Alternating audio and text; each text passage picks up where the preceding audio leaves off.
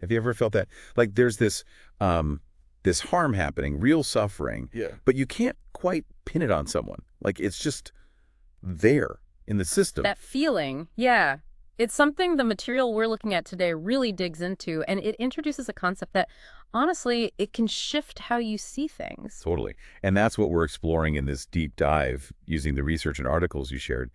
The big idea is structural violence. Right. We want to get into what that actually means, how it works, and, why understanding it matters based on these sources. Okay, so the term itself, it comes from Johan Galtung, a key figure in peace studies. Basically, structural violence is harm that's, well, it's built right into our social, political, economic structures. So hang on, this isn't like direct violence, someone hitting someone, an attack. That's clear. This is different, more hidden. Exactly. The sources make a big distinction there. Direct violence has a clear actor. Structural violence is indirect. It's often invisible, especially if you're not the one experiencing its effects. And it's systemic. It operates through institutions, the norms we follow, the policies on the books. These things distribute power, resources, unequally. And that inequality causes harm. Yes, immense harm, immense suffering. But crucially, without one single person you can point to and say, you did this, it prevents people, whole groups, from reaching their potential. Okay, invisible harm. That feels tricky. How does something you can't necessarily see cause actual damage? Well, think about the systems we deal with daily. Legal systems, how the economy is set up, healthcare, education. Right. When these systems are designed or maybe just operate in a way that disadvantages certain groups consistently, that's structural violence in action. And it just becomes normal. Pretty much. It gets normalized, like background noise. The sources use the example of, say, a really under-resourced public healthcare system. Okay. Maybe no one intends harm, but the way the system is, it leads to preventable deaths, more illness. And the sources note this hits vulnerable groups hardest. And yeah, the material really stresses that this harm isn't spread evenly. Certain groups get hit disproportionately. Absolutely. The sources specifically point to people in poverty, women, minority groups, often populations in the global south too. The disadvantage is baked in, repeating across generations. It creates these deep, entrenched inequalities. The examples in the sources, once you look at them through this structural violence lens, they really stand out. They do. Take poverty and malnutrition, which the material discusses.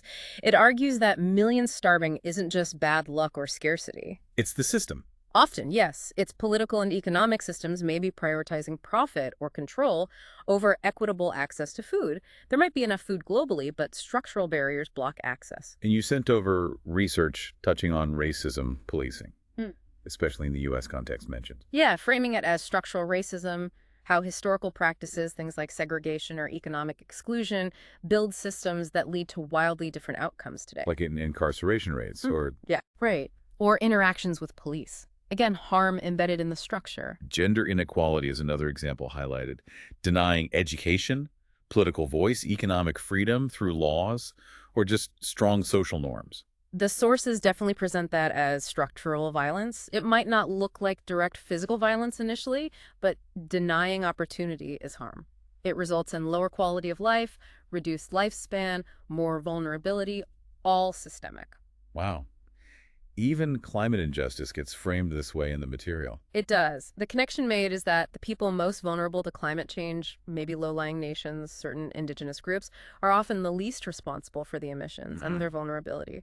It's often linked to historical exploitation, being excluded from the global decisions that created the crisis. Their disadvantage is structural. Okay, so bringing those examples together, why is recognizing this specific type of harm so vital? Well, because, as the material argues, is often invisible to those who benefit from how things are set up. Right, the privileged. Exactly. But it's deeply felt by those who are marginalized. Understanding it helps explain why inequality sticks around, why it's so persistent. So it's not just about bad luck or individual failings. No. And crucially, it suggests that fixing these problems needs more than just individual action or charity. It requires systemic change. We have to challenge, maybe even restructure, how power and resources are fundamentally organized. That shifts the focus dramatically, doesn't it? Away from just individuals onto the system. How does this fit with other kinds of violence then?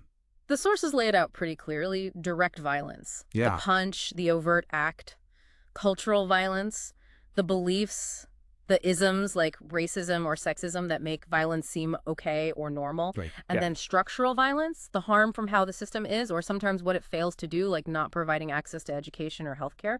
Focusing only on direct acts misses this huge source of suffering built into our structures. And this raises some really tough ethical questions, which the sources touch upon. Oh, definitely. If society's structure causes preventable suffering, who's responsible? What's justice when there's no single bad guy with intent? Heavy questions. Yeah. And the material mentions people like Paul Farmer, who use this concept a lot in global health. He essentially argued structural violence is a major moral failure of our modern world. So, wrapping up from the sources, structural violence is the systemic harm, deeply embedded in unequal structures, often unseen but causing profound suffering. Right. It's really a prompt to look past the surface, beyond individual actions, and scrutinize the systems themselves. And the material leaves us with a powerful thought, viewing this not as mere misfortune, but as a fundamental moral challenge in how our societies are built.